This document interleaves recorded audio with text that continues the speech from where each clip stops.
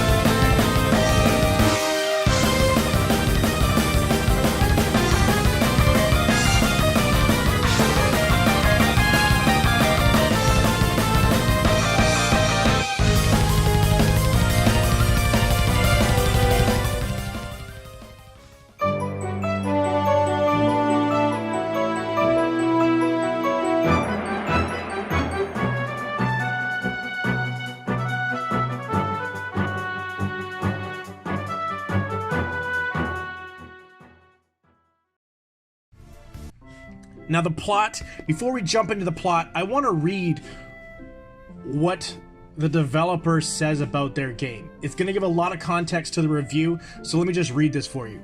Travel the galaxy to bring the truth full circle in an epic fantasy RPG. Experience immersive turn-based battles with cooperative attacks and new limit break skills. Enjoy all quests, collecting and crafting, the battle arena, and even post-game content, and satisfy your JRPG hunger. I don't know what game they're playing.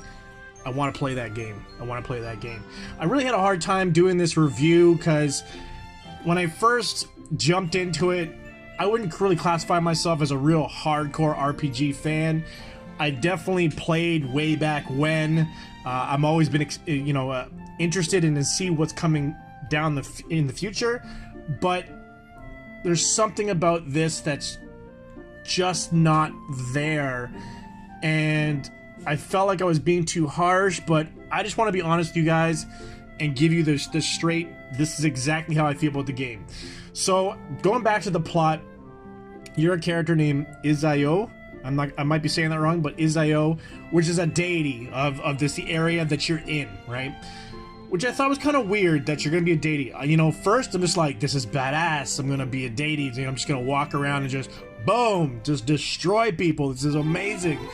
But then you get to town and you find that your powers are kind of weak, and people can tell that you're weak, and you can even go to a shop and buy equipment, which I think is really weird that a deity is gonna be wearing equipment. Why do you need that equipment? You're a deity. Like, you're not gonna die. Like, I don't understand this. You also have, like, each deity has their own, like, sprite that follows them around, which is also kind of weird because Iris wakes you up, which is your sprite, your light sprite, wakes you up and dips. So we're supposed to be following them around, but dips. And you gotta go find her in the forest later on, and then you run into another deity's sprite, or light sprite, in that forest. She attacks you. You attack her back, you guys become really friends, it gets really awkward, it's almost like uncle and, like, niece type feeling, but it's like a little too much, too close, little weird, very weird. Anyways, you guys end up having a talk later on between Izio, Iris, and this new girl, and it's really weird because the new girl, Ratona, she has, her own character on screen while she's talking. Izio has her own character on screen when talking, but Iris, no, this person just no longer has any type of, like, bearing in the game, so screw putting her character on the screen while she's talking. Thought that was kind of weird. Also, you have to, there's a lot of NPCs throughout the world, and you have this one character that you meet named Anchor, which I thought was kind of really sad that, well, I mean, it's either sad or ironic that his name is Anchor and he has to deal with the ferry. It's funny because he talks about how he's always doing maintenance at the beginning and there's no boat there. They couldn't even be bothered to put a boat in to show that he's doing some type of maintenance. But also, I thought it was kind of weird that the developer went with, Anchor is extremely homophobic. Extremely homophobic. And I'm not gonna go too much in it. You might see some of the gameplay on screen, but it's really weird that they have this in 2019, a character like this that says what he says, and it's just like, okay, interesting. Anyways, after you go off with, you know, Iris, or at least find Iris in the forest, and you come back with Rotona back to the town, you're met with Anchor and a woman. And it's funny because, like, the woman seems jealous, and the woman seems like, hey, I want to know about your travels. Come back and talk to me. Did you notice that I just said her name was Woman? She didn't even have a name. So I have rapport with this girl enough so that she actually has the ability to ask me, hey, come tell me where you've been lately. But you don't even know my name. You don't even have a name.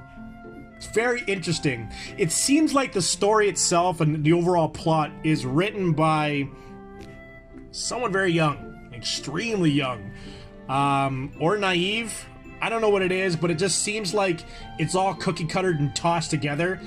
It doesn't flow at all. You feel like you are gypped out of a really immersive story. So it's interesting that they say immersive turn-based battles where there's no immersive, not even the battle, but not even in the story itself. You know, enjoy all the quests. Your first quest is, you know, hey, I don't know this town. Do you want to deliver all my packages for me? And then you go back and you meet him up and he's just like, you should do your own work. He's like, my bad, I should do my own work. And it's just like, that's my first quest. And I'm supposed to enjoy that? Anyways, gameplay, RPG, leveling, equipment, magic, co-op attacks, which I never got into, and then mini games. You know, from time to time you get these tickets.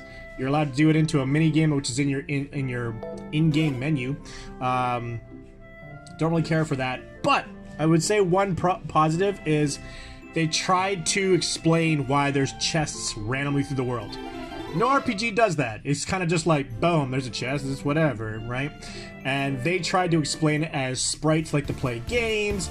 They like to drop chests with, you know, stuff from here to here. I kind of like that. I was kind of liking the idea that they were trying to explain that. Though it was kind of weird that, you know, they were just like, hey, in order to open a chest, you need to go up to it and press A. I've already opened the chest before, so this is the second chest, and you're telling me how to open it on the second chest. You might want to check that. Change that tutorial a little bit. You know, oh, before I jump into everything else, tutorial, terrible. Absolutely terrible. They basically just give you a screen with, I think it's like 16 little legend circles on it. 16! And you're supposed to read and automatically know what that even means. So, like, if you're new to RPGs, don't play this game. Just don't, because they are trying to base it on the idea that you know something about an RPG, something about any of these terms that are on the screen. Not good. Controls, they're okay. I mean, during the battle scenes, they're fine. The world walking, though, is really weird.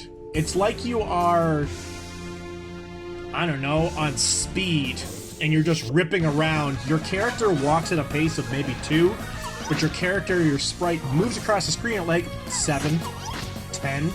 So it looks really weird. It kind of looks like you're slowly walking, but you're just beaming across the screen at like crazy speeds. I don't know what's going on with that. Graphics. Graphics themselves, here I'm going to tell you the first part, the good part. The sprites, like your character, amazing. Someone needs a little promotion. A little promotion over there at Chemco Games. This person took the time to make really unique characters. Even the ones that fully popped up colored on the screen while they're talking, phenomenal. Phenomenal. Fantastic. That's it. Whoever designed the world didn't care. It seems like it's just kind of, I don't know, cut and paste on there.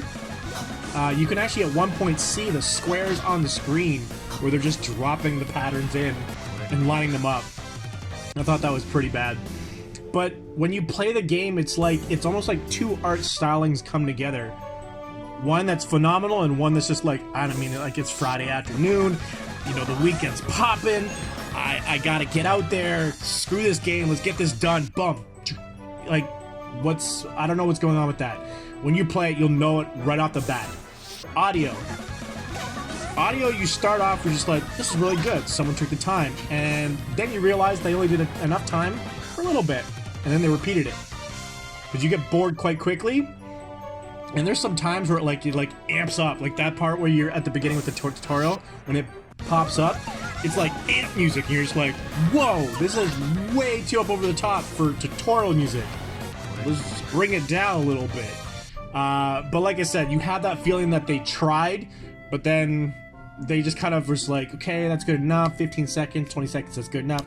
Let's hit that repeat and just loop that stuff over and over again. So, I would say for the first 30 minutes, 45 minutes of the game, you're starting to feel it's pretty decent.